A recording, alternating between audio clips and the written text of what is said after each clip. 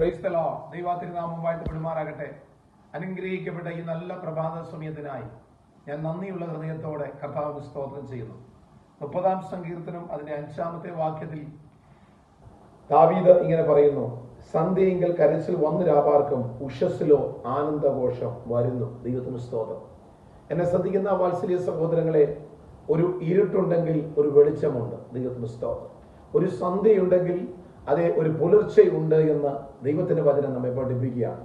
അർത്ഥാൽ നമ്മുടെ ജീവിതത്തിൽ ഇന്ന് കഷ്ടതയുടെ ചില നാളുകളാണെങ്കിൽ ദൈവം നമ്മെ പഠിപ്പിക്കുന്നത് കഷ്ടത മാറി വിജയം അല്ലെങ്കിൽ പ്രത്യാശ, സന്തോഷകരമായ ഒരനുഭവം നമുക്കുണ്ടാകുമെന്ന് ദൈവത്തിന്റെ പരിശുദ്ധാത്മാവ് നമ്മെ പഠിപ്പിക്കുമ്പോൾ, ഇന്ന് പകൽക്കാലം നിങ്ങൾ ചില കഷ്ടതയിൽ കൂടിയാണോ, സന്ധ്യയായ ചില അനുഭവത്തിൽ, ഇരുളേറിയ അനുഭവത്തിൽ കൂടിയാണോ നിങ്ങൾ യാത്ര ചെയ്യുന്നതെങ്കിൽ ദൈവം നിങ്ങളോട് പറയുവാൻ എന്നെ ഏൽപ്പിച്ചിരിക്കുന്ന ദൗത്യം, ആ ഇരുള് മാറി വെളിച്ചം നിങ്ങളുടെ മേൽ ഉദിക്കാൻ പോകുകയാണ്.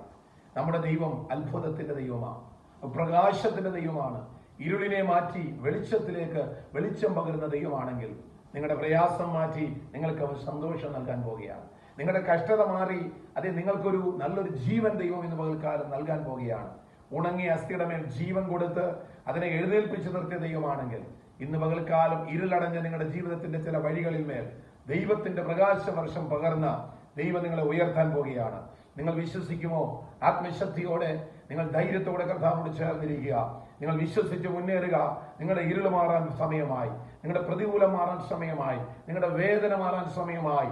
ഇരുള് മാറി ഇതാ പുലർച്ചയ്ക്കുള്ള സമയമായി. ആകിയാൽ പുലർച്ചയിലേക്ക് എത്തപ്പെടുവാനായി നമുക്ക് ഒരുങ്ങാം. അതിനായി ദൈവകരങ്ങളിൽ സമർപ്പിച്ചു കൊടുക്കാം.